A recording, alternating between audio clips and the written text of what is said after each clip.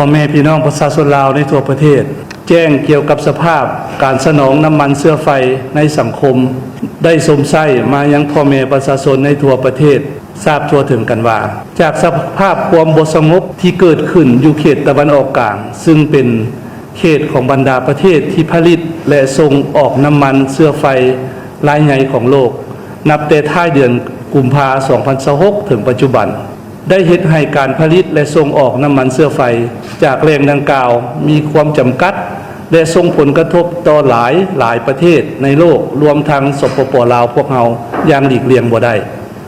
โดยเฉพาะราคาน้ำมันเชื้อไฟที่เพิ่มสูงขึ้นและปริมาณความสามารถการนำเข้าน้ำมันก็มีท่าเอียงลดลงหากสภาพการดังกล่าวยังสืบต่อแก่ยาวก็จะส่งผลกระทบหลายด้านต่อเศรษฐกิจสังคม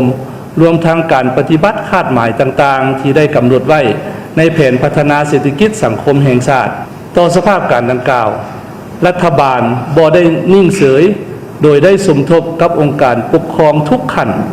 เอาใจใส่ติดตามและเฝ้าระวังอย่างใกล้ชิดเพื่อ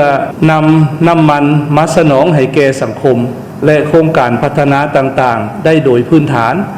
และพยายามบ่ให้เกิดมีสภาพการขาดแคลนน้ำมันที่ผ่านมาบางปั๊มแม้นน้ำมันขาดชั่วคราวย้อนการขนส่งจากศาลหาปั๊มบ่ท่วงทันพร้อมกันนั้นก็ได้สมทบกับบรรดาประเทศอ้อมข้างที่มีกลไกร่วมมือกันที่มาก่อนแล้วเพื่อรับมือกับสภาพการที่เกิดขึ้น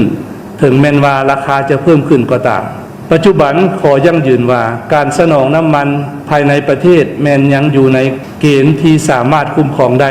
และยังมีปริมาณสำรองที่เพียงพอสำหรับการสมไส้ในระยะหนึ่งการนำเข้าจากต่างประเทศสามารถสนองค่อนข้างได้เป็นปกติที่สำคัญรัฐบาลได้มีมาตรการฉุกเฉินและเฉพาะหน้าเป็นต้นระยะ1 หา 30 วันระยะ3 เดือนหา 12 เดือนไว้แล้วซึ่งบรรดามาตรการดังกล่าวอาจต้องได้ปรับปรุงให้ละเอียดและแทบเหมาะกับการผันแปรของสภาพการในแต่ละวันทั้งจะได้สืบต่อติดตามและวางมาตรการแก้ไข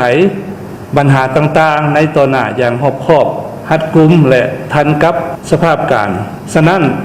ณโอกาสนี้จึงเรียกร้องมายังพนักงานทหารตำรวจตลอดถึงพ่อแม่ประชาชนบรรดาเผ่าจงช่วยกันประหยัดมัธยัติใช้จ่ายในสิ่งที่จำเป็นโดยเฉพาะการสมไส้น้ำมันเชื้อไฟ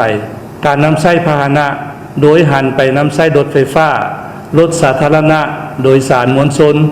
และในต่อหน้ารัฐบาลจะพิจารณานโยบายปีนอ้อมเช่นการเฮ็ดเวียกแบบทางไกลเป็นต้น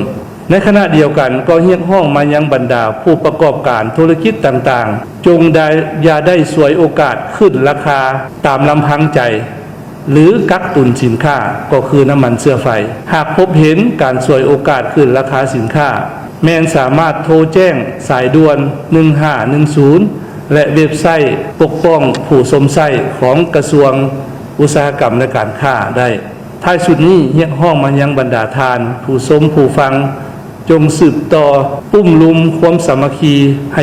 เป็นปึกแผ่นแน่นหนาในการช่วยเหลือซึ่งกันและกันในยามยุ่งยากนำใช้ข้อมูลข่าวสารอย่างมีสติ